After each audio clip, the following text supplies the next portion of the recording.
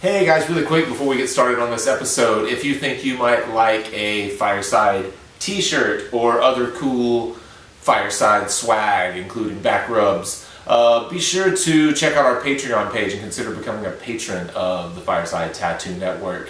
It helps us continue to provide free content to you guys, and then you get a little gift as well. The link is below. Please check it out. We would greatly appreciate it. Enjoy the episode.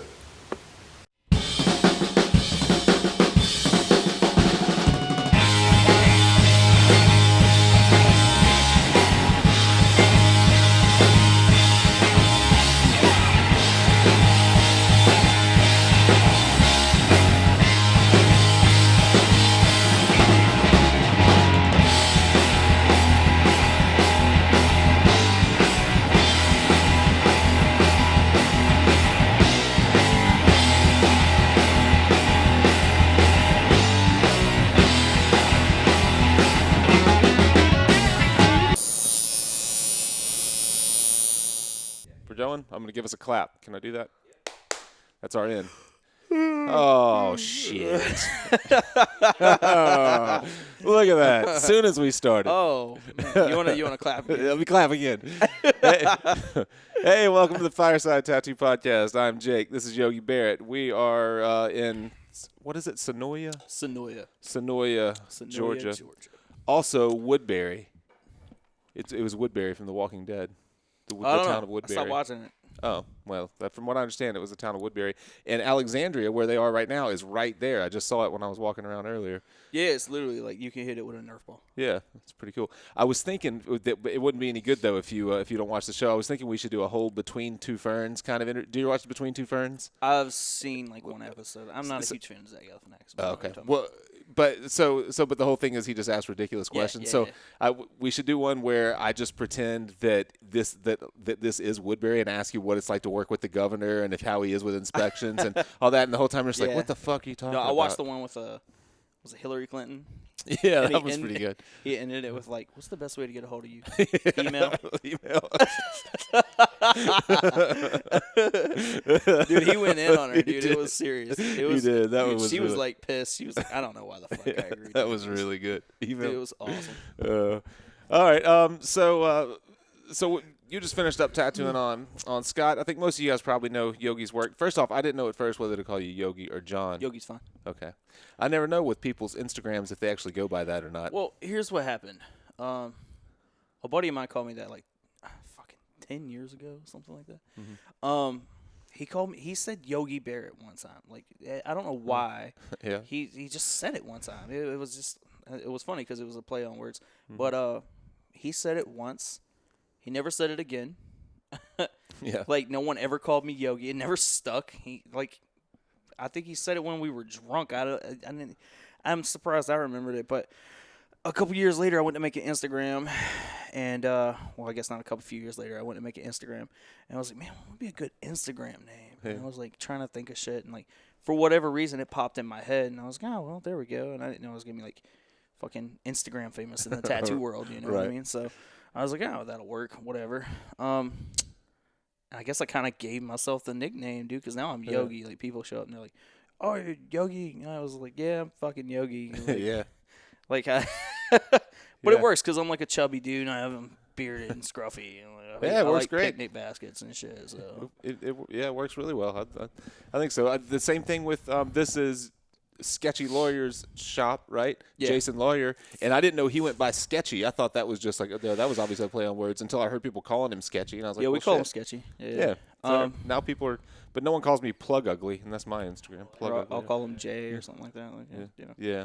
Well, Yogi was just clever. It is. I didn't even mean for it to happen. Yeah. It was just one of those happy accidents where it's like, I don't know, I just like, it just ended up working for me. Yeah. But later on, I got into like people who have like a complicated Instagram name. Yeah. Like my buddy Chris that works here.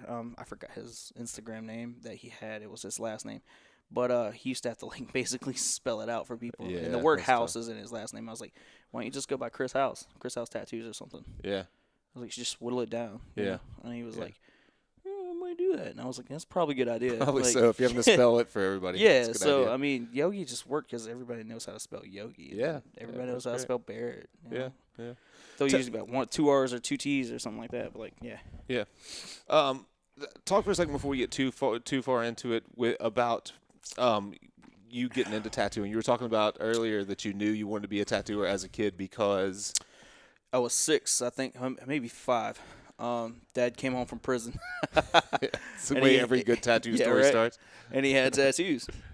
Can you say why he was in prison? You don't have to if you don't want to. I'm just curious. No, it's not really like a story or anything. It was some bullshit.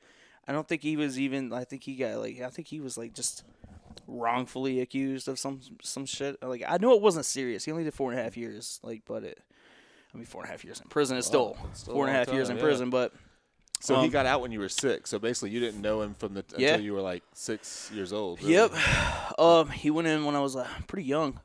Yeah. And when he got out, with tattoos. And that was the first time I'd ever really seen tattoos, you know, and I was just like, he used to send home art, like on envelopes and shit like that, like he could draw. Yeah.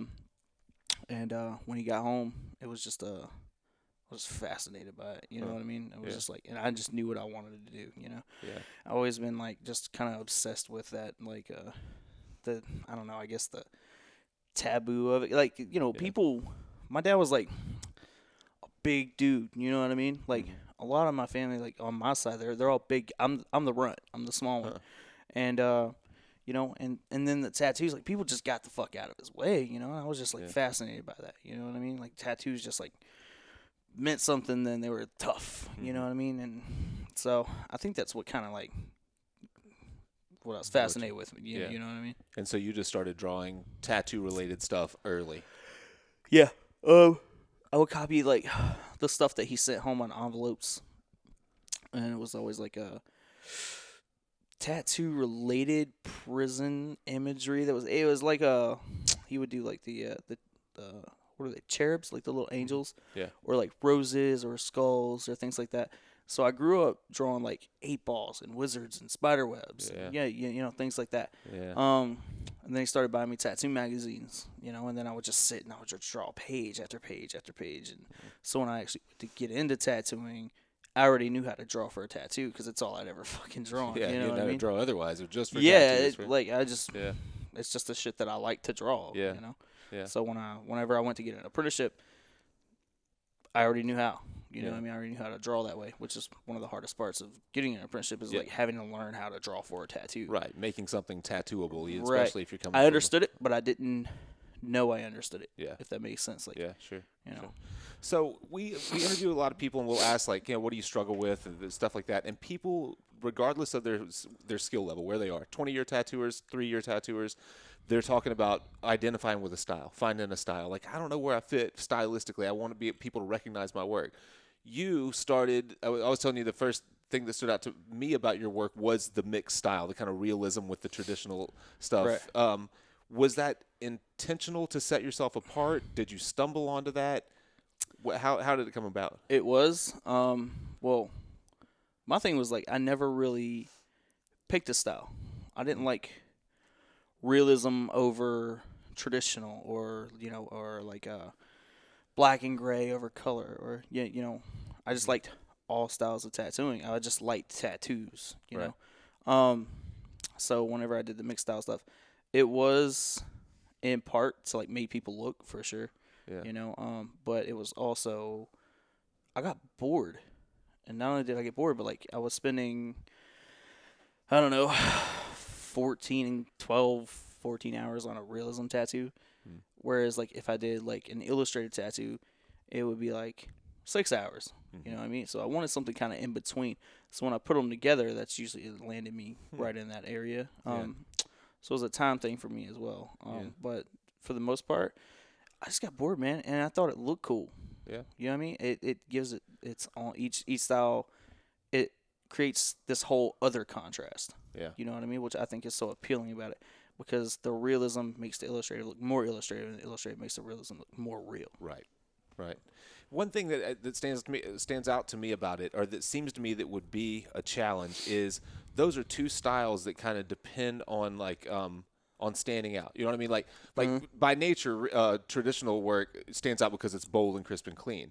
But the realism is what is really the focal point of these pieces. So there's kind of that back and forth of like trying to figure out, well, where am I trying to drive the person's eye? You know what I mean? Like, what do I want them to look at, and how do I accomplish that? How do I balance those two styles? I wanted them to look at all of it. Yeah. Do you have an idea when you're laying out a design like this thing on Scott today? There's a hula girl in the foreground. Were you thinking like, okay, she is the focal point, she is what I want people to see, or are you rendering everything equally? You know, I was talking about that earlier. That's composition. Yeah. Yeah. You just learned about that. I'm sorry, I forgot. I got ahead of you. Dude, yeah, I just learned what that shit was like 8 months ago. Yeah, you know what I mean?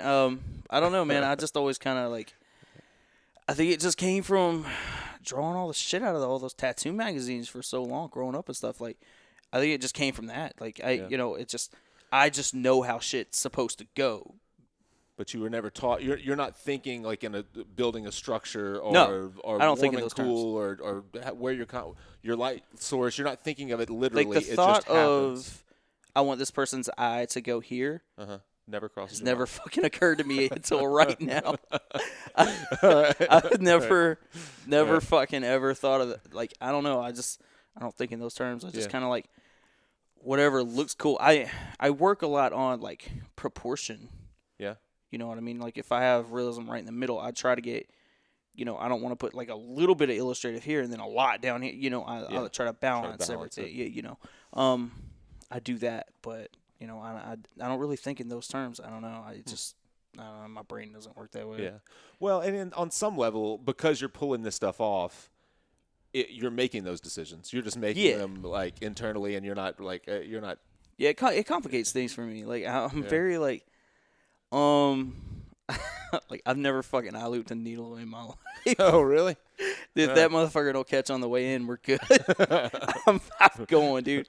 Like stuff like that. Like worrying about like the kind of skin that you're tattooing. I tattoo the same whether it's on a neck or the side of the fucking leg. Like, you know what I mean? I'm going in. Yeah.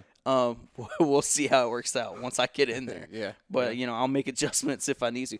But I don't ever worry about the kind of skin I'm tattooing on. You know what I mean? It's just one more thing to worry about. So when I'm drawing and I'm making these things, like thinking of like, all right, I want this person's eye to go here, and then like I want this to do, like I just draw what I think is cool. I just have fun. Which I think it shows in my work because like it comes off well. Yeah. I know. And it all comes off as fun. I think that's a good way to put it. It's like the tattoos themselves are fun. They're fun to look at. They look like you have fun doing them.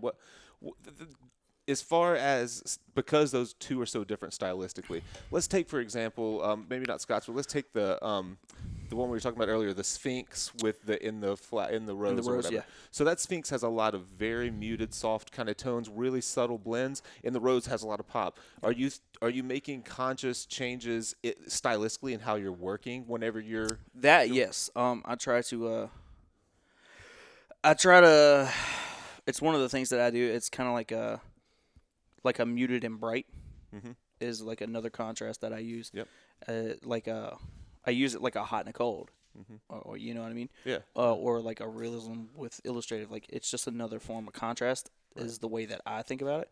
So I try to do like, if I have like a lot of really bright oranges and reds and this like thing in the background, I'm gonna do like these really muted like gray blues, like or something like that. I think that's a great point. We'll get questions all the time from tattooers that go like, "What inks you use?" And I can't get my colors to look as bright as yours. And it's like it's not tattoo ink. Yeah, it's tattoo inks first off, and they all work. and it's not that the color isn't as bright. It's the way that the design was laid out, and it's the contrast. It's the dark against light. It's the really bold colors against muted colors. It's all those things together. And I talk about this. Well, now that you brought up the whole like people asking you what you use and that kind of thing, I talk about this a lot in my seminars. Yeah. One of the things I see is like the biggest problem I think in the tattoo world right now is that there's just so many products. There's so much stuff. And every fucking 6 months, somebody comes out with this other new thing they think's gonna fucking change the tattoo world. This thing's fine the way it is, dude. And it's like all these people are always like looking for this edge, and they're switching like, oh, I gotta try this new machine, it's gonna be super sick, or I gotta try these new inks, or I gotta try this new stencil stuff, or or whatever.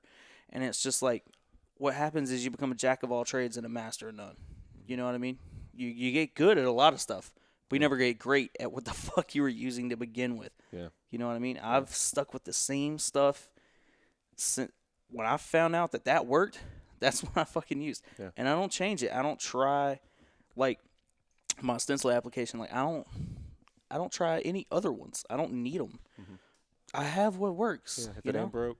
Yeah. Don't fix it. Right. Seriously, dude. Yeah, yeah, and I think a lot of times you're looking for like this like magic pill or something. Whenever you start, when you're asking, you're grasping at straws when you're asking people like, how did you get that to work? What are you using? What kind of machine was that? What inks did you use to do that? Like, doesn't matter. That doesn't matter about that. It really does not about matter. the 14 hours of drawing I did before it. Yeah, dude.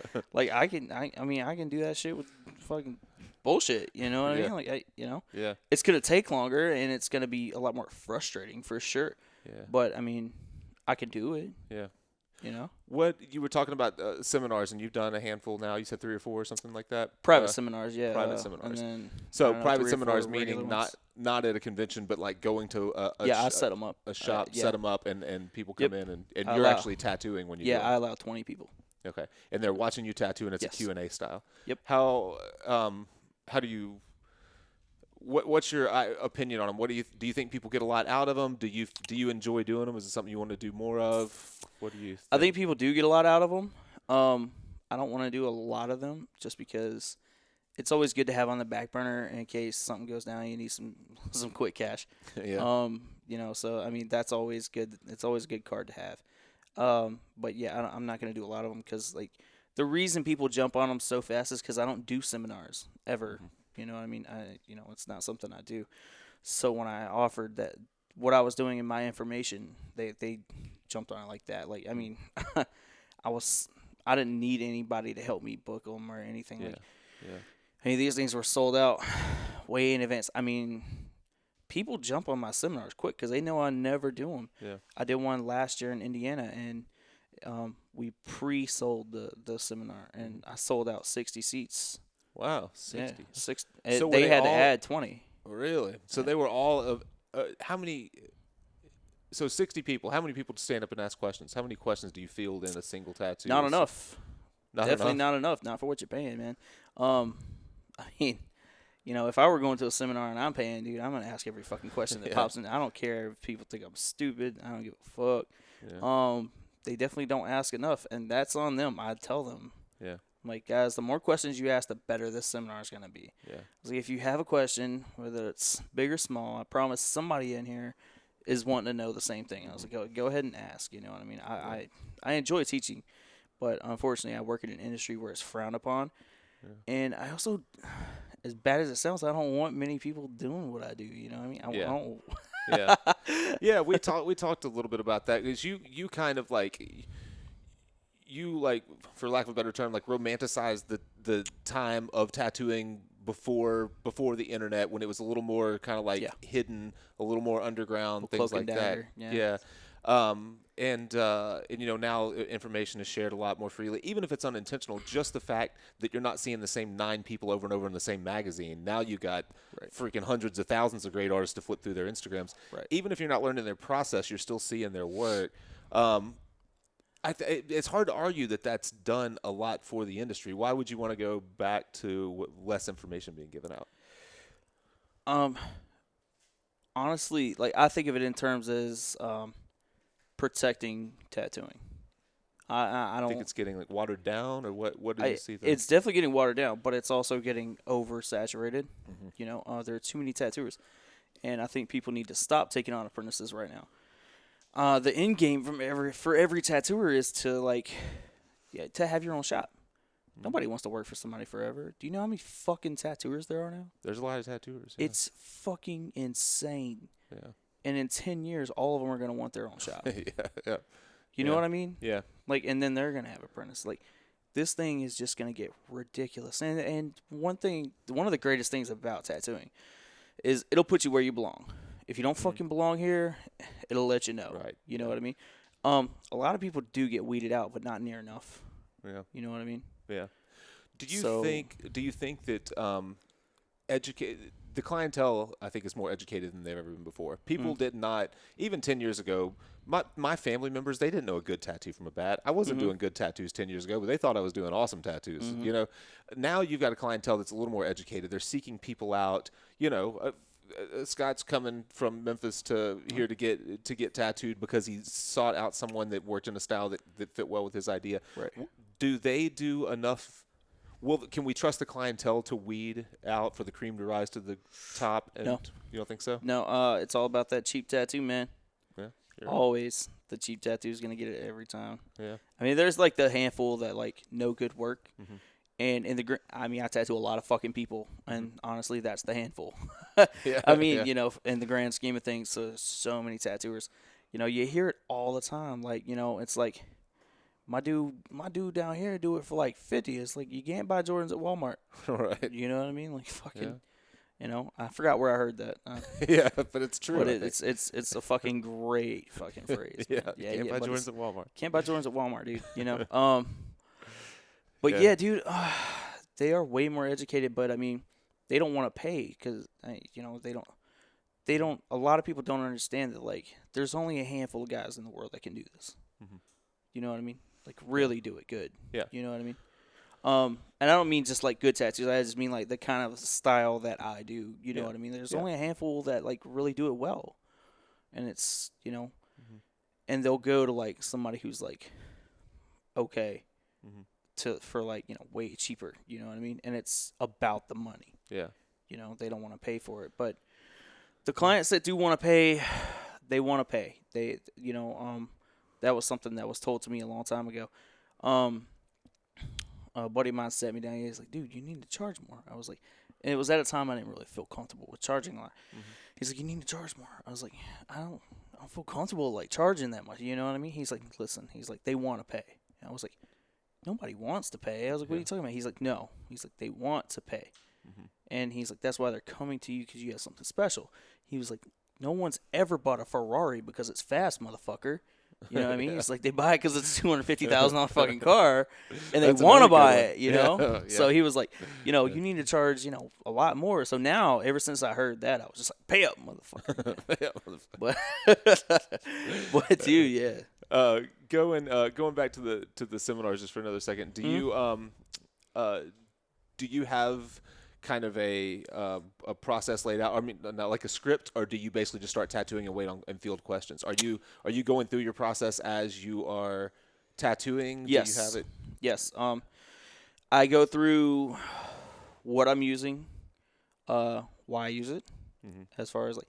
I go through what I have at my station, you know, and then when I start tattooing, typically I go through realism, and I have realism broken down into 5 steps, which I go over each step as it goes, like with the you know the crowd or whatever you want to call it, the class. Yeah. You know, yeah. I mean, but I cover everything from finding reference to taking the picture. You know, I mean, I cover it all. Yeah. They get everything.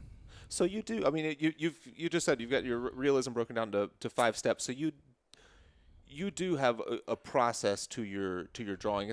You're not just like, oh, I think this looks cool, but you are breaking it down in some way when you're when I'm tattooing it. When not when I'm drawing it. Not when you're drawing it, just when you're tattooing. Yeah. It. Okay, well, gotcha. when I'm drawing it, like the drawing part, that's just me drawing. The stencil, I have that broken down into a way to like,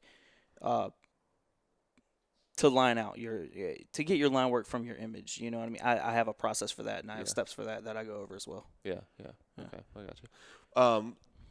You said earlier that you got bored doing one or the other, and now you've got kind of a hybrid thing going. Now, I do still see that you're doing some like full traditional and some full realism, and some, but it's not all hybrid. Do you see yourself evolving any? Do you know what another direction you might want to go, or do you think that this is an entertaining enough type of work that you're going to stick it out? I don't think I've been on it long enough to like move on from it yet. You know what I mean? It's definitely like my niche, and I plan on like executing it and like seeing it through. You know what I mean? I have fun with it though. It's not something that I'm like. It wasn't a ploy. You know what I mean? Like it was like genuinely something that I enjoyed putting together. Like and had fun doing. It just so happened to catch on. Yeah. You know what I mean? Yeah. Like that was what made me who I am. The fact that I don't take credit for that style. I mean, I saw fucking well, I don't want to mention any names, but I saw a particular artist, doing it like 10 years ago. You know what I mean? So that's definitely been done. You know what I mean? Yeah. But it never been done to the caliber that I did it. Do you think you just took it to the next level? Yep. Yeah. That's it. Yeah. And one thing watching you work here tonight a little bit made me think of do you know Alex DePasse, the color realism portrait guy from Italy? So I was on a panel with him in at the Venetian tattoo gathering when we were doing critiques and stuff, and almost every tattoo that was a realism had a realism kind of effect to it.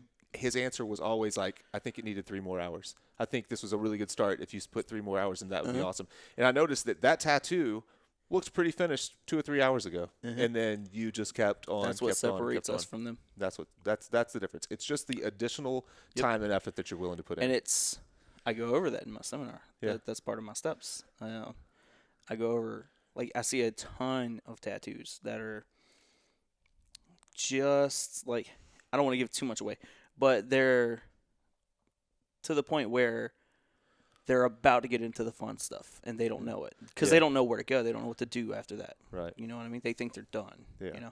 They'll add some highlights. They may tighten up a little bit, but other than that, they don't know what to do after that. So they don't know, but they're just about to get to the fun stuff. Yeah. It's a really fun stuff. Like you sit here and you did all this work, then it fucking. That's the part that sucks for me is when you're blocking it all in and doing that. And then when you get to that spot where you get to that fun stuff, man, it's just God, 2-3 more hours is all it takes. It really is. Yeah. Yeah. And then that's when you really can kind of go into autopilot as well and start to really make some. Like, oh yeah, I love getting to that point because then I can wipe freely a lot more. I don't have to worry about wiping the stencil away anymore. Yeah. And a lot of times it's simply like making sure that you've got really great saturation, making sure that all your fills go all the way up to your lines, a lot of that kind of stuff, and like turning the edge of something, just by like mixing that mid-tone that connects this to this, and those little things that if you're not willing to just to be patient, look at it, and push every little area further, you can easily glaze over it and never approach your full potential. Huh? Yeah, so many artists leave that on the table. Yeah, but bad. They don't know. Right. They don't know what to do. You know what I mean?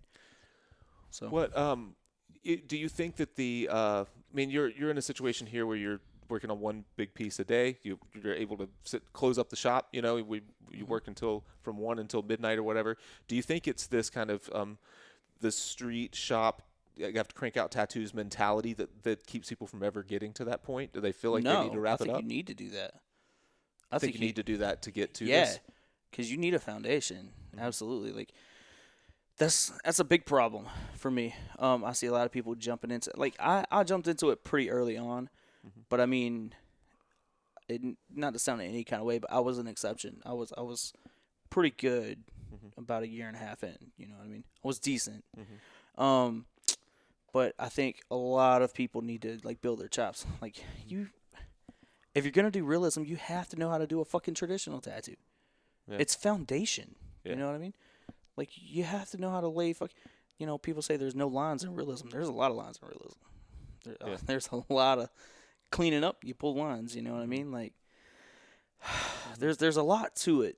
I don't want to give too much away here, but there's a lot to it, and like I think it's important to like get into that grind and get used to tattooing a lot. You know what I mean? To be in a street shop and get used to like grinding a busy one and grind all day long, because that's what it's gonna take to like pull this off. Patience is half the battle. I mean, fuck, dude, I did that Terminator. It took 14 hours. I got done at 3 a.m. Yeah. You know what I mean? And I started at like 1. You know? fuck, dude. Yeah. That's crazy. Have you given a lot of thought to your longevity? Because, I mean, we've talked a lot today about the kind of hours that you're putting in, Yeah. the lack of sleep, the long drives. Obviously, that's not something that I don't know how old you are. 28. 28. Right? I'm 40. At 40, I think if you do that from 28 to 40, you're going to be dead at my age. I mean, just like work-life balance. Do you have any do you have any interest in that, or do you just love to just get up and yeah, of course, man. Yeah, I want to spend more time with my family. You know what I mean. But right now, I'm able to. Yeah. And I'm so blessed to be able to do it. You know what I mean? Like, and I don't mean that in any sort of like religious way, but I mean, it really is something that I don't take it for granted. You know what I mean? The fact that I can get up and fucking grind every day and only sleep 6 hours and fucking just get it. You know what I mean? I'm out working a lot of people. And I think it shows.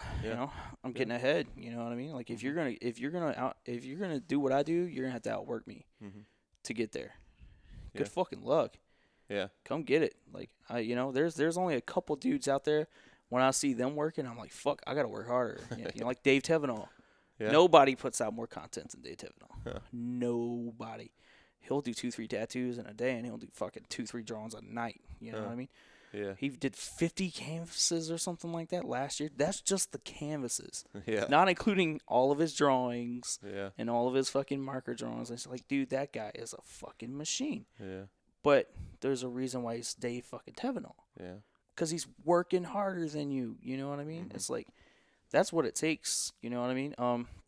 Being a family man, I tell people about this all the time. It's your family's going to have to sacrifice a little bit if you really want to get to that level. Because it takes commitment, man. You got to get in there and fucking grind. Yeah. And there's no other way to do it. There's not a shortcut. Yeah. You got to go in there and you got to fucking, you got to grind like that to be able to get to where, to get to that level, that status. Yeah. And you're gonna solve a little bit of that problem because you're packing up and moving next week, and you'll cut an hour each way off of your commute. So that's a couple. No, miles. I'll cut almost the whole commute out. I only live 4 minutes away.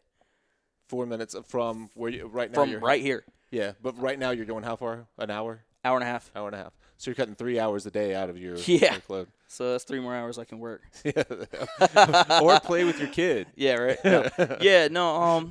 I tell people, man, it does suck. Yeah. But right now, I have the back and I have the hands left, and I can get it. Yeah. You know what I mean? So I'm getting it while I can. I'm just building a foundation for further down the road. You know what I mean? Right. I mean, when I get my own shop and things like that, I'll go to maybe 3 days a week or something. I'll dial it down. I'll spend more time with the family. You know what I mean? But I mean, that's further into having a shop for me though. Like, I mean, the first few years I want to still grind like I'm grinding. Yeah, you know what I mean? And then you have shop stuff on top of tattooing to worry about. Right. Yeah, for sure. But yeah, man. I don't know. It's just I didn't have shit growing up. Mm-hmm. So I mean, I have dirt poor ambition tattooed on my knuckles. Yeah. You know what I mean? I fucking dude, I go, dude. I did the Evergreen Educational back in August. I think it was August last year. Mm-hmm. And everybody up there had assistants and things like that. I think I was the only one up there. I didn't have fucking anybody. I do everything all by myself still. Every bit of it. Yeah. Yeah. Did it make you think, shit, I need an assistant? No, I kind of liked being able to say that, to be honest. Yeah. You know what I mean? I kind of liked being able to be like, I'm keeping up with these guys by myself. Yeah. And this still, I can still take more on. You know what I mean? Like, yeah. I can still handle more emails, and I can still handle, more work, and I can see, you know what I mean? What about your travel schedule? Are you trying to do many conventions, or are you? I don't like to do a lot of conventions, man. There's a few that I like that are, like, good tattoo shows. Mm-hmm. And then there's the rest, which they're either total fucking, like, shit shows, or they're just, like, and then there's, like, shows like Philly that are just, like, God, they have so many people there. Yeah. I don't do well around that many people. Yeah. And then you have the shows that are just, fucking bunch of egos in a room. You know what I mean? Like, we talked about that earlier. I don't fucking like that shit. Yeah. What you were talking about, the So, like the celebrity row or whatever, the popular row. Like, Yeah. don't put me on the popular Yeah. Don't row. fucking put me over there, dude. I don't fucking like them. Yeah. Don't put me over there with all the cool kids. Yeah. I don't play that game, dude. And that's one of the reasons I'm not even sponsored. I won't let anybody sponsor me. Yeah. pay Just for everything. because what's that? You've mentioned that you mentioned that earlier. What was the what's the thought process behind it? You just don't want anyone profiting off of your name, or you don't want. Well, I don't think be- it's. I don't think for what they're getting in return, that it's fair. First of all, and then also I worked hard to build my fucking brand. Like, why should you get my brand to help build your company? You know what I mean? Like, it just and then in the tattoo world specifically, it's very cliquey. There's a lot of like Mickey Mouse bullshit that comes along with like being on like a certain Pro like team or something. pro team, Yeah. like Yeah. a pro team, Yeah. or you're, Like, you're I've seen tattooers. None of them team are fucking this, pro. They're not team athletes. that. That's for sure. Fuck off, like, dude. Yeah. Like, I'll tell you a little story. I primarily use Eternal Ink, and what was it? I've been using Eternal Ink for a long time. And then this company called Electric hit me up. I'd done a tattoo with some Electric Ink, and it was rad. I did it on a buddy. He's friends with the guy who owns Electric Ink or whatever, and then he got me. He hit him up to see if they would sponsor me, and they were like, "Full rad, whatever he wants, we'll send everything." So they got in touch with me, and Eternal had never thrown me a bone, and this is back when I still cared about getting a sponsorship. So Electric hit me up, and they're like, "Yo, man, we love your stuff. We want to see some ink. You know what I'm saying?" I was like, "Fuck it, why not? You know what I mean? Like, this shit's expensive." Right. So I was like, "All right, well, fucking send it over, man. I'll give it a shot. We'll see how it goes." So they send me everything, and I tattooed with it for a couple of weeks, and it just didn't go well. You know what I mean? It was making me inefficient. Things were taking longer, and what I mean by that is like Eternal's got a color called caramel. Now, caramel, so you know the color? Yeah, Okay, I all use right. it. So, so you know that if that color touches almost any other color, it turns like a green kind of hue. I count on that. I use it for that. I have systems built around that, Huh. right? Yeah. They had a color very similar, and it didn't do that. You see what I'm saying? Yeah. So I knew my palette. Yeah. So It it's not wasn't- that there was anything necessarily wrong with the ink. It just didn't behave the way you're used to. Exactly. Yeah. So it was slowing me down. I was inefficient, and I called them. I explained everything. I was like, "Guys, I appreciate it, but I'm gonna just keep using what I'm using." And they were kind of bummed out, but they were like super cool about it, man. They were like, "Dude, don't worry about it. If you have artists there, that come through, let them try it. Thanks, and we appreciate it. If you need anything, let us know." They were super cool. Yeah. So I was like, all right, and I did. Whenever guest artists came, they used it, and buddy, come through, like, "Yo, let me get this." I didn't take it, man. It's a great color, But what ended up happening was, I did a convention, and Sunday I finally got a minute to get over to the Eternal booth and get some ink. Went over there, and I was getting some stuff, and the guy behind the thing there, in the booth, he's like, "What's up with Electric, man?" I was like, "What about it?" And he was like, "Well, we think it's super disrespectful that you didn't even have the fucking courtesy to give us a phone call and let us know you were switching companies."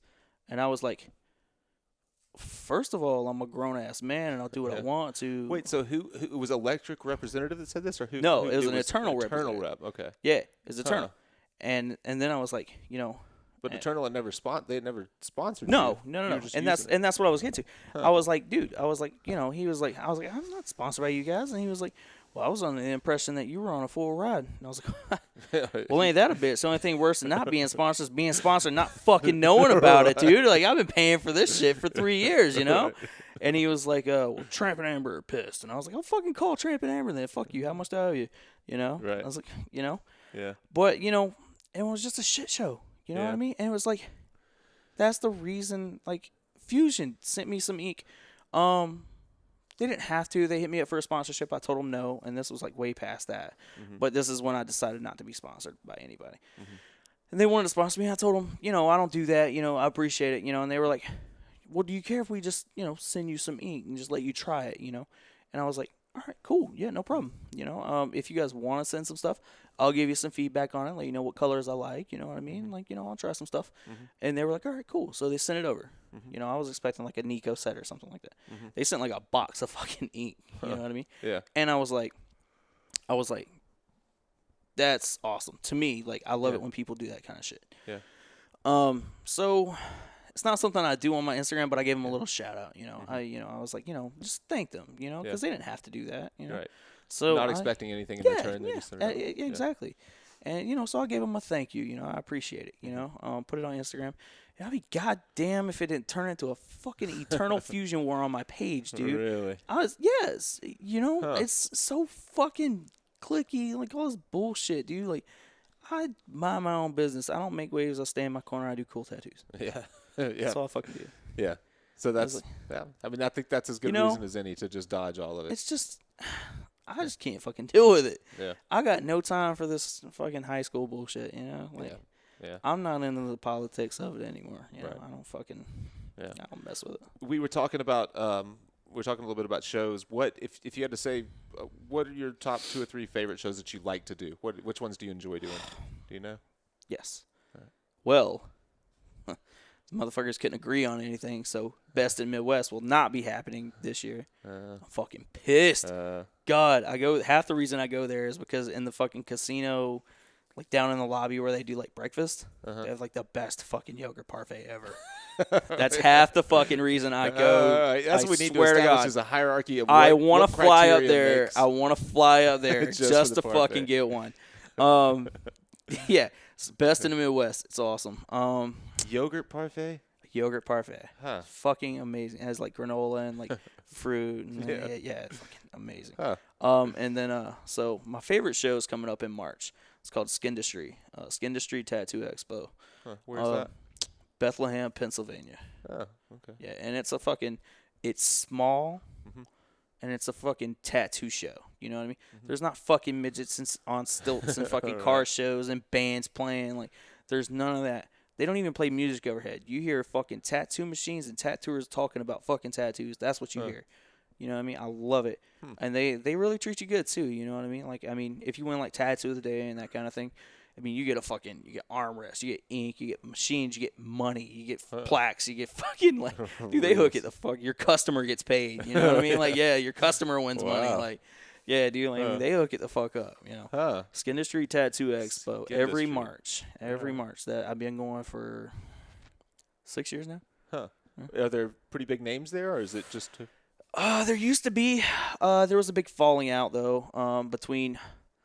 I don't want to mention any names. But there's a particular machine builder. You know all the inside scoop on everything. How do you have access to an email list that I'm not part of? How do you know all this stuff? There's a particular machine builder, and he has like he's got a hell of a roster. Yeah. He's probably the most sought after machine builder in the fucking world. Yeah. He's got a hell of a roster, man. And all the people, all the big names on that roster used to go to that show. And then the guy that runs the show and him, they had a falling out. Yeah. And so a lot of those tattooers stopped showing up. Yeah. On behalf of the machine builder. Yeah, gotcha. But the guy that runs the show, he really doesn't care. It doesn't hurt his business. You know what I mean? Like, so it's a people are still there. You know what I mean? Like, it's not because they're not there to see any tattooer. They're there because it's a fucking tattoo convention. Like, the normal people don't know who I am or Paul Acker is, or you know what I mean? Yeah. And he knows that. Right. So. Right. Yeah. So that would be your favorite one, Skindustry. Yeah. Because it's a straight tattoo show, and then the other one because of the parfaits. It's a fucking tattoo show. I love it. You know what I mean? And the other one was because of the parfaits. Right. But the fucking I can't go there no more. Like, dude, like they called it quits. Shit. I'm fucking bummed. I'm fucking bummed out. I never even got a parfait. Oh well. What are you doing over there? He's giving me how long in we are, just so we know. Oh, sweet. I can go forever, dude. This is fun. I love doing this. You don't even know. I'll talk all fucking night. So what about when we were talking too about opening a shop? Yeah. What do you have a plan drawn out? Do you have a time frame? Are you kind of playing by feel? I'm playing by feel. Yeah. We'll see how it goes. It's not something you can rush. But I'm gonna work on it this year. Mm-hmm. Hopefully 2018 it'll be open. Yeah. No set plans yet. I'm still looking for a place, and it's just something that you just can't rush that, man. You got to take your time on that. That's nuts. But my worst fear is like getting somewhere, dropping $50,000 into a shop and not fucking liking where I live. Oh yeah. Yeah. You know what I mean? I mean, Right. fuck, dude. Yeah. Yeah, that would be shitty. Yeah. Well, you had mentioned possibly Florida, something like that. What about like an area like this? How many people do we decide are in this town? It's small. It looks like Mayberry. Like few thousand people in a town like this. How you're not reliant on a lot of local customers, anyways, right? Most people are traveling at this point. Yeah, 99% of my clientele flies or drives. Yeah. Yep. Yeah. But one thing that you mentioned earlier that I thought was interesting is you wanted to be someplace that's in the main strip because not for yourself, but for other tattooers. Yeah, that for you my would- guys. Yeah. Whoever I have working for me at the shop. I mean, if tattooers don't eat, they ain't happy. You know what I mean? So That's true. I want to be in a place that's definitely got walk-in traffic. You know what I mean? Yeah. You need it. You know what Yeah. I mean? I think it's important. You know. And so you would be looking at not just a custom shop, like you'd like to have a well-rounded place that had some walk-in artists, that had some foot traffic, that street, like whatever. I'm gonna approach it street a different frontage. way. I want to have, because I don't want anyone in my shop that's not up to par. I don't want a walk-in guy that just does names and little butterfly, like, you know what I mean. What I want is, and I'll do it as well. I'm not above doing like an infinity symbol. But what I want is a shop full of like good tattooers, and if they don't have appointments, they'll do walk-ins. Yeah. If all my guys are fucking booked and they all have appointments all the time, if they don't have to worry about walk-ins, I'm still fucking making money. Yeah. It doesn't matter. Yeah. So as long as they don't have an appointment, you work your schedule, you're there. If you're there, you don't have anything to do, somebody comes in, you fucking do it. Simple as that. Yeah. Yeah. That's probably the best way to to approach it, and it is nice, I guess, to be in a place where there's a possibility of the foot traffic for people that just to feed them. Yeah. The point of having like walk-in artists or doing the walk-ins is to build a clientele there. If your artists already have a clientele, well, then the fucking job's done. They'll do walk-ins if they can. Yeah. It doesn't matter to me. I'm still making the money one way or the other, and I have great work coming out of my shop. I'm fucking win-win if you ask me. Yeah. So before we wrap up, I always try to ask people, no matter what level they are in their tattooing, what, if anything, they feel like they're struggling with. Do you think, whether in your drawing and your tattooing and running the business side of it, where do you think you could? We just passed a new year. What can you do in 2017 that you did better than you did it in 2016? What would be the biggest area of improvement? Let's see, area of improvement. There's the obvious stuff, but I'm trying to think of something a little different here. Dealing with the workload, you know what I mean? Being more efficient with the workload, I guess I could say. Because, I tell people all the time, it doesn't, when you get to that level where you can, like, pick and choose what you want, it doesn't get easier. You know what I mean? The workload triples. Yeah. It gets harder. Yeah. You know what I mean? I think the thing that I struggle with the most is the fact that, I'm a well-known tattooer now. So when people come to me, they have a certain expectation. Right. I think the thing that I struggle with the most is I'm not allowed to have a bad day. Right. And I talk to people about that, tattooers that don't get to pick and choose all the time. I'm like, just enjoy it, because, like, you have no idea, like, the pressure of, like, having to deliver every single day. Yeah. You can't fuck up. Yeah. So when I have a bad day, dude, it fucking eats at me, because, I do drop the ball sometimes. Yeah. I don't post every tattoo. That'd be fucking stupid. You know what I mean? Like, sometimes I do drop the ball. I'm human. You know what I mean? Sometimes it happens. I have a bad day. I'm an off day. I don't feel good. It happens. And I think that's the hardest part for me. The hardest thing to deal with is that just having to deliver every fucking single day. You know what I mean? That is something that, I completely agree. I get you there. When someone waits for a couple of months, they put down a deposit, they're getting in the car and driving, or if they're getting in a plane and flying, they've been looking forward to this moment for so long, and they are really expecting to see the best tattoo they've ever seen. Like, they're like, I'm going to see on my own body the best tattoo I've ever seen. Every day. Yeah. But for you, it's just Tuesday. Yeah. And that's the tough part about for it. me, yeah, exactly. Yeah.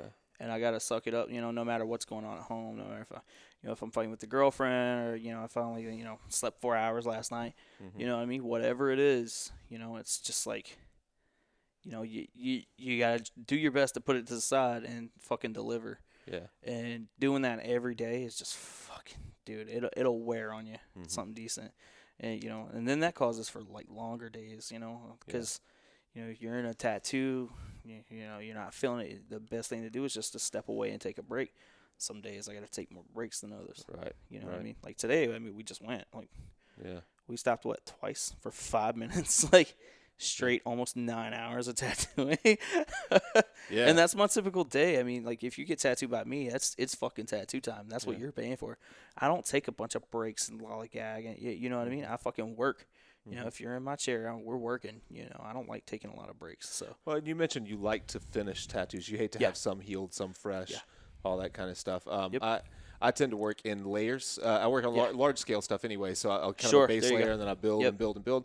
So my biggest challenge is, since it's just a flat day rate, is I want to make sure this person looks in the mirror at the end of it and says, "Okay, I got a lot done today," or we made some progress today. Right. That's the biggest thing to me, is I want people to look at it and say, "Oh shit, we got a lot done today."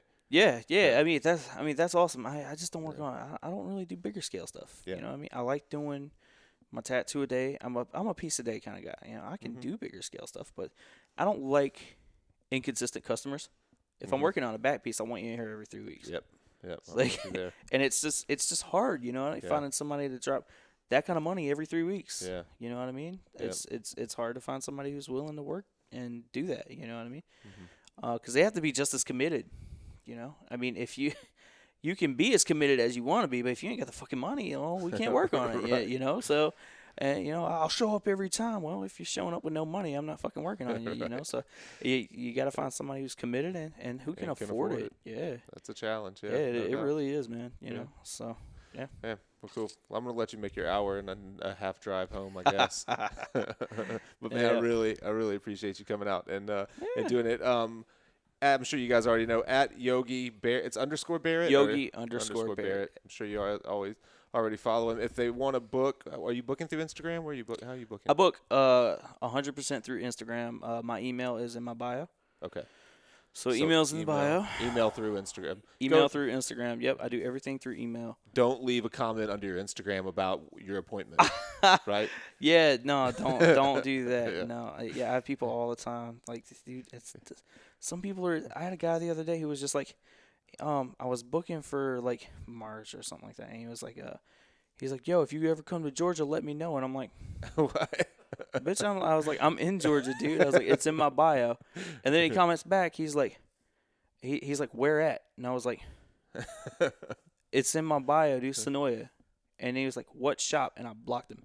Yeah. I was like, are you fucking kidding me? Are you fucking serious?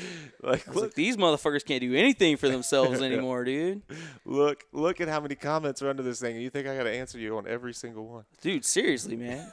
I'm glad Instagram put that little reply button, though, because I like to talk to people. I like to reply. Yeah. But, like, I mean, I just fucking... I haven't noticed the reply button. Can I do that? I thought I had to tag them. No. Yeah, because that's why I never really commented back to people. Now I'm like everybody. I'm like, hey, thanks a lot. I appreciate it. Like, yeah, it just says reply. You just hit the little reply button and it tags them automatically. Shit, that was a great. You don't idea. even have to fucking just hit the reply button and talk to them. I've started to reply to somebody and then realized that I don't remember how to spell their Instagram handle, and I'm like, oh fuck it, I'm not even gonna say. If you're a tattooer, here's a piece of free advice. If you're a tattooer, get a fucking good Instagram name. Like, don't fucking put a Wi-Fi password for your fucking Instagram. Yeah. You know what I mean? Like, having to spell that shit out. Like, okay, uppercase, 107, fucking, What? It just makes me think you're shady. I feel like you're trying to hide something. Dude, fuck that. All right, everybody. Follow Yogi on Instagram if you want to get tattooed. He is in Woodbury, the Walking Dead country. You can come. There's a Walking Dead gift store right next door, and it's above us. We're above underground. us. Yeah, that's right. We're in the basement. It's topside. Yeah, it's topside. And then there's a Walking Dead museum with Daryl's bike in it. We went down there today. Daryl's bike. Pretty awesome. Man, thanks for taking the time. I appreciate it. Appreciate it. Yeah, man. Go to tattooimprovement.com, sign up for our mailing list. We will be at Ink and Dagger with Russ Abbott tomorrow. Sorry. And then we got other things happening. All right. Take it easy.